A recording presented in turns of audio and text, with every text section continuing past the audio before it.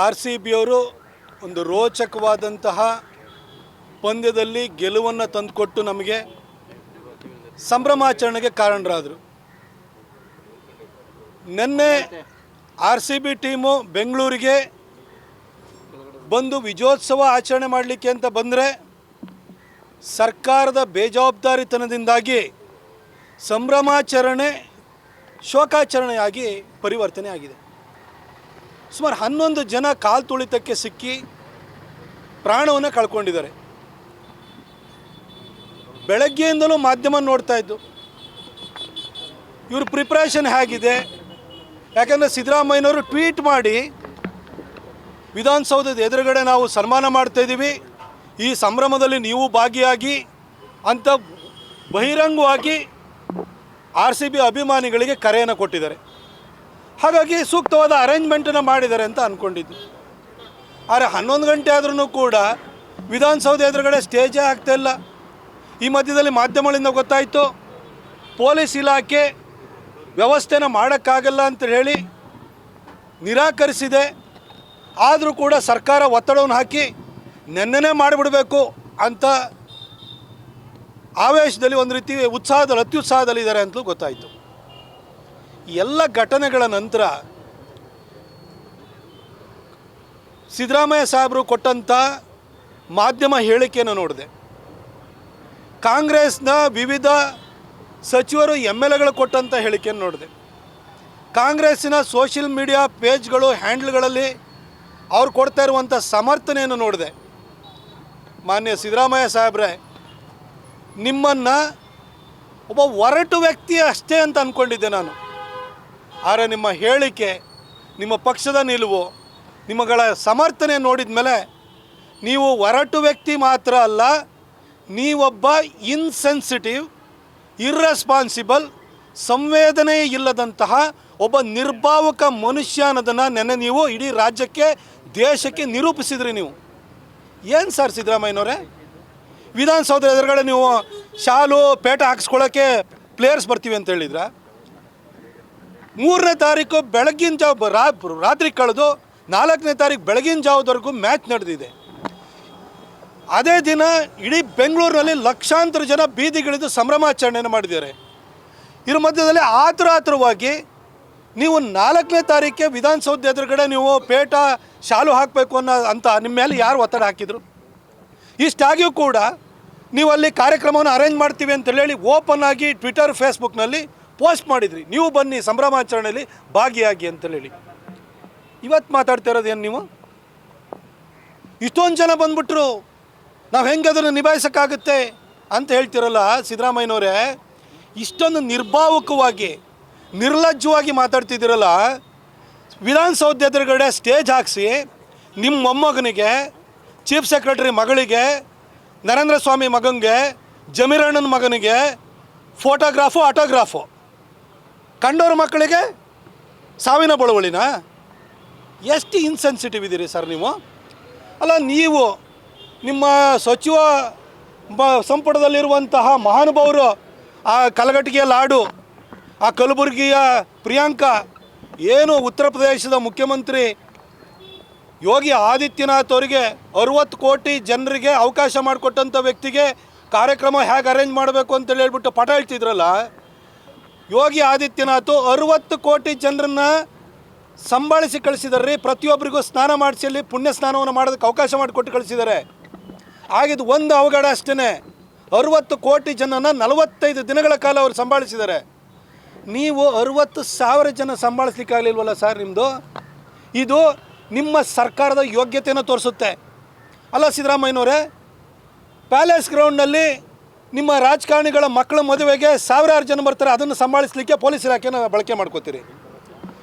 ಇದೇ ಪ್ಯಾಲೇಸ್ ಗ್ರೌಂಡ್ನಲ್ಲಿ ಲಕ್ಷಾಂತರ ಜನ ಸೇರಿಸ್ಕೊಂಡು ಪೊಲಿಟಿಕಲ್ ರ್ಯಾಲಿ ನಡೆಯುತ್ತೆ, ಅದಕ್ಕೆ ಸೂಕ್ತ ಭದ್ರತೆ, ಸೂಕ್ತ ತಯಾರಿ ಮಾಡ್ತೀರಿ. ಸಂಭ್ರಮಾಚರಣೆಯಲ್ಲಿ ಭಾಗಿಯಾಗಿ ಅಂತೇಳಿ ಹೇಳಿ ಕರೆ ಕೊಟ್ಬಿಟ್ಟು ಸೂಕ್ತ ತಯಾರಿ ಮಾಡೋಕ್ಕಾಗಲ್ವ ನಿಮಗೆ? ನಿಮ್ಮ DPR ಮುಖ್ಯಸ್ಥ ಏನಂತ ಹೇಳ್ತಾರೆ, ಇಷ್ಟು ಜನ ಬಂದರು ನಮ್ಮ ಕೈಲಿ ಸಂಭಾಳಿಸೋಕ್ಕಾಗಲ್ಲ ಅಂತೇಳಿ ಸಂಭಾಳಿಸ್ಲಿಲ್ವಾ? ಆಯಿತು, ನೀವೇ ಸಿದ್ದರಾಮೋತ್ಸವ ಅಂತೇಳಿ ಮಾಡ್ಕೊಂಡ್ರಿ. 25 ಲಕ್ಷ ಜನ ಕರೆಸಿದ್ರಿ, ಎಲ್ಲ ಕಡೆಗೂ ಬಸ್ ಕಳಿಸಿದ್ರಿ, ಬಾಡೂಟ ಹಾಕ್ಸಿದ್ರಿ, ಒಂದು ಸಣ್ಣ ಘಟನೆ ಅದನ್ನು ಸಂಭವಿಸ್ತಾ 25 ಲಕ್ಷ ಜನನ ನಿಮ್ಮ ಮೆರವಣಿಗೆಗೋಸ್ಕರವಾಗಿ ನೀವು ಕರೆಸಿ ಸಂಭಾಳಿಸಿ ಕಳಿಸ್ತೀರಿ. ಇಲ್ಲೊಂದು 50-60 ಸಾವಿರ ಜನ ಬಂದವ್ರನ್ನ ಸಂಭಾಳಿಸೋಕ್ಕಾಗಲಿಲ್ಲ ಅಂತಂದರೆ ನಿಮ್ಮ ಸರ್ಕಾರದ ಕಾರ್ಯಕ್ಷಮತೆ ಎಷ್ಟಿದೆ ಅನ್ನೋದನ್ನು ತೋರಿಸುತ್ತೆ. ಈ ಕಾಂಗ್ರೆಸ್ಸು ಇಡೀ ದೇಶದಲ್ಲಿ ಚುನಾವಣೆಯಲ್ಲಿ ಸೋತು ಅವ್ರಿಗೆ ದರಿದ್ರ ಹೆಂಗೆ ಬಂದಿದೆ ಅಂತಂದರೆ RCB ಗೆಲುವಿನಲ್ಲಿ ಇವರೊಂದಷ್ಟು ಪ್ರಚಾರ ತೊಗೊಳ್ಬೇಕು. ಅದಕ್ಕೋಸ್ಕರ DK ಶಿವಕುಮಾರ್ ಅವರು ಏರ್ಪೋರ್ಟಿಗೆ ಹೋಗಿ ಅವ್ರನ್ನ ರಿಸೀವ್ ಮಾಡೋಕ್ಕೆ ಹೋಗಿ ಬುಕ್ಕೆ ಕೊಟ್ಬಿಟ್ಟು ಬಾವುಟ ಕೊಟ್ಬಿಟ್ಟು ಶರ್ಟ್ಸ್ ಹಾಕೊಂಬಿಟ್ಟು ಫೋಟೋ ತೆಗೆಸ್ಕೋತಾರೆ. ನಿಮ್ಮನ್ನೇನು ಕರೆದಿದ್ರಾ? ವಿರಾಟ್ ಕೊಹ್ಲಿ ಕರೆದಿದ್ರಾ? ನಿಮ್ಮನ್ನು RCB ಅವ್ರು ಕರೆದಿದ್ರಾ? KSC ಅವ್ರು ಹೇಳಿದ್ರಾ? IPL ಹೆಡ್ ಹೇಳ್ತಾ ಇದ್ದಾರೆ ನಮಗೆ ಪ್ರಿಪ್ರೇಷನು ಇದ್ರದ್ದು ಈ ಸಂಭ್ರಮಾಚರಣೆನೇ ಗೊತ್ತಿಲ್ಲ, ಇವರೇ ಮಾಡಿದ್ದಾರೆ ಅಂದಮೇಲೆ ವ್ಯವಸ್ಥೆ ಮಾಡ್ಬೇಕು ತಾನೆ. ಕೋಲ್ಕತ್ತಾ ನೈಟ್ ರೈಡರ್ಸು IPL ಗೆದ್ದಾಗ 2 ದಿನದ ನಂತರ ಸಂಭ್ರಮಾಚರಣೆ ಮಾಡಿದರು. ಮುಂಬೈ ಇಂಡಿಯನ್ಸ್ ಗೆದ್ದ ನಂತರ 2 ದಿನದ ನಂತರ ಮಾಡಿದರು. ಚೆನ್ನೈನವ್ರು ಗೆದ್ದಾದ ನಂತರ 3 ದಿನದ ನಂತರ ಮಾಡಿದರು.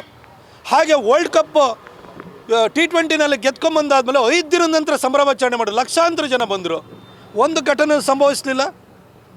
ಆದರೆ ನಿಮಗೆ ಬೆಳಗಿನ ಜಾವ ಮುಗ್ದಿರೋ ಮ್ಯಾಚ್ಗೆ ಮಧ್ಯಾಹ್ನಕ್ಕೆ ಆಲ್ರೆಡಿ ನೀವು ಸಂಭ್ರಮಾಚರಣೆ ಮಾಡಬೇಕು ಅಂತ ನಿಮಗೆ ಆ ಥರ ಯಾರಿತ್ತು? ಏನು ವಿರಾಟ್ ಕೊಹ್ಲಿ ಫೋನ್ ಮಾಡಿ ಇವತ್ತೇ ಬಂದ್ಬಿಡ್ತೀನಪ್ಪ ವ್ಯವಸ್ಥೆ ಮಾಡಿ ಅಂತ ಹೇಳಿದ್ರ? ಯಾರು ಕರೆದಿದ್ರು ನಿಮಗೆ? ಏನು ನೀವೇನೋ ಕಪ್ ಗೆಲ್ಲೋದಕ್ಕೆ ನಿಮ್ಮದೇನೋ ಸಹಕಾರ ಇತ್ತಾ? ಈ ಒಂದು IPL ನಡೆದಂಥ ಇಷ್ಟೂ ಸಂದರ್ಭದಲ್ಲೂ 7-8 ಮ್ಯಾಚ್ಗಳು ಬೆಂಗಳೂರಿನಲ್ಲಿ ನಡೆದಿದ್ದಾವೆ. ಪ್ರತಿ ಸಾರಿ ಪೊಲೀಸರು ಭದ್ರತೆ ಕೊಟ್ಟಿದ್ದಾರೆ, ಸೂಕ್ತ ತಯಾರಿ ಮಾಡ್ಕೊಂಡಿದ್ದಾರೆ. ಇಲ್ಲಿ ನಿಮಗೊಂದು 50-60 ಸಾವಿರ ಜನನ ಮ್ಯಾನೇಜ್ ಮಾಡೋಕ್ಕಾಗಿಲ್ವಲ್ಲ ನಿಮಗೆ? ಅಲ್ಲ, ವಿಧಾನಸೌಧ ಎದುರುಗಡೆ ನಿಮ್ಮ ಹಾಕುವಂತಹ ಒಂದು ಶಾಲಾ ಪೇಟೆಗೋಸ್ಕರ ಬರಬೇಕಿತ್ತು. ಅಲ್ಲಿ ನೇರವಾಗಿ ನೀವು ಚಿನ್ನಸ್ವಾಮಿ ಸ್ಟೇಡಿಯಮದಲ್ಲೇ ಮಾಡ್ಬೋದಿತ್ತು. ಅಥವಾ ನಿಮಗೆ ಬೆಂಗಳೂರದು ಓಲ್ಡ್ ಏರ್ಪೋರ್ಟ್ HAL ಏರ್ಪೋರ್ಟಿಗೆ ನೀವು ಕರ್ಕೊಂಬಂದು ಅಲ್ಲಿಂದ ರೋಡ್ ಶೋ ಮಾಡಿದರೆ, ಎಲ್ಲ ಕಡೆಯೂ ರೋಡ್ ಶೋ ಮಾಡಿದ್ದಾರೆ. ಓಪನ್ ಬಸ್ಸಲ್ಲಿ ಆಟಗಾರನ ಕರ್ಕೊಂಬಂದರೆ, ಕಪ್ ಹಿಡ್ಕೊಂಡು ಬಂದರೆ ಜನ ರಸ್ತೆ ಉದ್ದಕ್ಕೂ ನೋಡಿಕೊಂಡು ಅಲ್ಲೇ ಖುಷಿ ಪಡ್ತಾರೆ. ಎಲ್ರಿಗೂ ಆಟಗಾರರನ್ನು ನೋಡುವಂಥ ಅವಕಾಶ ಆಗುತ್ತೆ. ಇಷ್ಟು ಕಾಮನ್ ಸೆನ್ಸ್ ಇಲ್ವ ನಿಮಗೆ? ಚಿನ್ನಸ್ವಾಮಿ ಸ್ಟೇಡಿಯಮಲ್ಲಿ ಹಿಡಿಯೋದೇ 35 ಸಾವಿರ ಅಂತ ಹೇಳ್ತೀರಿ. ಹಾಗಾದರೆ ನೀವು ಓಲ್ಡ್ ಏರ್ಪೋರ್ಟಿಂದ ಚಿನ್ನಸ್ವಾಮಿ ಸ್ಟೇಡಿಯಂವರೆಗೂ ನೀವು ಪ್ರೊಸೆಷನ್ ಮಾಡಿತ್ತು ಅಂದರೆ ಲಕ್ಷಾಂತರ ಜನ ಬಂದು ನೋಡ್ಬೋದಿತ್ತು. ಸರ್ಕಾರ ನಡೆಸೋರಿಗೆ ನಿಮಗೆ ಮಿನಿಮಮ್ ಕಾಮನ್ ಸೆನ್ಸು ಇಲ್ವಾ? ಅಥವಾ ಪೊಲೀಸ್ ಇಲಾಖೆಯ ಮಾತಿಗೆ ಸ್ವಲ್ಪನಾದ್ರೂ ಬೆಲೆ ಕೊಡಬೇಕು ಅಂತ ಗೊತ್ತಿಲ್ವಾ? ಆಯಿತು, ಈ ಜಮೀರಣ್ಣನ ಕರ್ಕೊಂಡು ಜಮೀರಣ್ಣನ ಮಗ ಏನು ಫೋಟೋ ತೆಗೆಸ್ಕೊಳಕ್ಕೆ ಅಲ್ಲಿ ಬರೋದು, ಅಲ್ಲಿ ರಿಜ್ವಾನ್ ಅರ್ಷದ್ ಮಗ ಫೋಟೋ ತೆಗೆಸ್ಕೊಳಕ್ಕೆ ಬರೋದು. ಜಮೀರಣ್ಣ ನಿಮ್ಮ ಮಗನಿಗೆ ಸಿನಿಮಾ ಮಾಡಿ ಸ್ಟಾರ್ ಮಾಡೋಕ್ಕೆ ಹೋದ್ರಿ, ಆಗಲಿಲ್ಲ. ಈಗ ಸ್ಟಾರು ವಿರಾಟ್ ಕೊಹ್ಲಿ ಜೊತೆ ಫೋಟೋ ತೆಗೆಸ್ಬಿಟ್ಟು ಸ್ಟಾರ್ ಮಾಡೋಕ್ಕೆ ಕೊಟ್ಟಿದ್ದೀರಾ? ನಿಮ್ಮ ಚೀಫ್ ಸೆಕ್ರೆಟರಿ ಮಗಳನ್ನ ಕರ್ಕೊಬರ್ಬೇಕಿತ್ತ? ನೀವು ನಿಮ್ಮ ಮೊಮ್ಮಗನ ರಾರಾಜಿಸೋದಕ್ಕೋಸ್ಕರ ಆ ವೇದಿಕೆಯನ್ನು ದುರ್ಬಳಕೆ ಮಾಡ್ಕೊಳ್ಬೇಕಿತ್ತ? ವಿರಾಟ್ ಕೊಹ್ಲಿ ಇರಿಟೇಟ್ ಆಗಿ ಎದ್ದೋಗಿದ್ದು ನಿಮಗೆ ಕಾಣಿಸ್ಲಿಲ್ಲ ನಿಮಗೆ? ಯಾಕಾಗಿ 2 ಕಡೆ ನಿಮಗೆ ಭದ್ರತೆ ಕೊಡೋಕ್ಕಾಗಲ್ಲ, ವ್ಯವಸ್ಥೆ ಸರಿ ಮಾಡೋಕ್ಕಾಗಲ್ಲ ಅಂದರೆ 2 ಕಡೆ ಸಂಭ್ರಮಾಚರಣೆ ಹಾಕಬೇಕಿತ್ತು, ಸನ್ಮಾನ ಹಾಕಬೇಕಿತ್ತು. ಯಾಕಂದ್ರೆ ಕಂಡೋರ್ ಮಕ್ಕಳು ಸತ್ತಿದ್ದಲ್ಲ, ನಿಮ್ಮ ಮಕ್ಕಳಿಗೆ ಫೋಟೋಗ್ರಾಫ್ ಸಿಕ್ತು, ಕಂಡೋರ್ ಮಕ್ಕಳಿಗೆ ಸಾವು ಸಿಕ್ತು. ಅದನ್ನು ನೀವು ನಿಮ್ಮ ಮಕ್ಕಳು ಸತ್ತೋಗಿಲ್ಲಲ್ಲ, ನಿಮ್ಮ ಮಕ್ಕಳಿಗೆ ಏನು ಪ್ರಾಬ್ಲಮ್ ಆಗಲಿಲ್ವಲ್ಲ, ಅದಕ್ಕೋಸ್ಕರ ನೀವು ಈ ಕೆಲಸವನ್ನು ಮಾಡಿದಿರಿ ಅನ್ನೋದು ಭಾಳ ಸ್ಪಷ್ಟವಾಗುತ್ತೆ. ಇನ್ನೊಂದು ಪ್ರಶ್ನೆ ಕೇಳಲಿಕ್ಕೆ ಬಯಸ್ತೀನಿ. ಪುಷ್ಪ 2 ಸಿನಿಮಾದ್ದು ಪ್ರಮೋಷನಿಗೆ ಅಂತ ಬಂದಾಗ ಅಲ್ಲಿ ಅಲ್ಲು ಅರ್ಜುನನ್ನೇನೋ ತುಳಿತಕ್ಕೊಳಗಾಗಿ ಒಬ್ಬ ವ್ಯಕ್ತಿ ಸತ್ತೋದ ಕೂಡಲೇ ಅಲ್ಲು ಅರ್ಜುನನ ಮೇಲೆ FIR ಹಾಕಿ ನೀವು ಅರೆಸ್ಟ್ ಮಾಡಿರಿ. ಈಗ ಯಾರನ್ನ ಅರೆಸ್ಟ್ ಮಾಡ್ತೀರಿ ಸರ್? ಯಾರನ್ನ ಅರೆಸ್ಟ್ ಮಾಡ್ತೀರಿ ಹೇಳಿ? ಈಗ ನೀವೇ ಸ್ವತಃ ಅರೆಸ್ಟ್ ಆಗ್ತೀರಾ? ನಿಮ್ಮ ಉಪಮುಖ್ಯಮಂತ್ರಿ ಅರೆಸ್ಟ್ ಆಗ್ತಾರಾ? ಅಥವಾ ಯಾರು ನಿಮ್ಮ ಚೀಫ್ ಸೆಕ್ರೆಟರಿನ ತಲೆದಂಡ ಮಾಡ್ತೀರಾ? ನಿಮ್ಮ ಹೋಮ್ ಮಿನಿಸ್ಟರ್ ಮಾಡ್ತೀರಾ? ಯಾರನ್ನ ಮಾಡ್ತೀರಿ ಹೇಳಿ ಸರ್? ಆಯಿತು, ಕಾಂಪೆನ್ಸೇಷನ್ 10 ಲಕ್ಷ ರೂಪಾಯಿ ಕೊಟ್ಟೆ ಅಂತಿರಲ್ಲ ಸರ್. ಕೇರಳದ ವ್ಯಕ್ತಿ ಆನೆ ತುಳಿತಕ್ಕೊಳಗಾದವನಿಗೆ 15 ಲಕ್ಷ ಕೊಡ್ತೀರಿ. 7-8ನೇ ಕ್ಲಾಸ್ ಮಕ್ಕಳು ಸತ್ತೋಗಿದ್ದಾರೆ ಸರ್. ಸಾಫ್ಟ್ವೇರ್ ಇಂಜಿನಿಯರ್ ಸತ್ತೋಗಿದ್ದಾನೆ, ಅವ್ರ ಜೀವಕ್ಕೆ 10 ಲಕ್ಷ ರೂಪಾಯಿ ಬೆಲೆನಾ? ಎಲ್ಲ ಹೋಗಿ ನಿಮಗೆ ಬೇಕಾದವರು ಅಂತೇಳಿ ಹೇಳ್ಬಿಟ್ಟು ಯಾವುದೋ ಕೋಮದಳ್ಳೂರಿನಲ್ಲಿ ಸತ್ತೋರಿಗೆ 25 ಲಕ್ಷ ಅನೌನ್ಸ್ ಮಾಡ್ತೀರಿ, ಇಲ್ಲಿ 10 ಲಕ್ಷ ರೂಪಾಯಿ ಅನೌನ್ಸ್ ಮಾಡ್ತಿದ್ರಿ. ಇದೇ ಸರ್ ನಿಮ್ಮ ಸೆನ್ಸಿಟಿವಿಟಿ? ನಿಮ್ಮಲ್ಲಿ ನಿರ್ಭಾವುಕತೆ ಅನ್ನೋದು ಕಾಣ್ತಾ ಇದೆ, ಸಂವೇದನೆನ ನೀವು ಕಳ್ಕೊಂಡಿದ್ದೀರಿ ಅನ್ನೋದು ಸ್ಪಷ್ಟವಾಗಿ ಹೇಳಲಿಕ್ಕೆ ಬಯಸ್ತೀನಿ.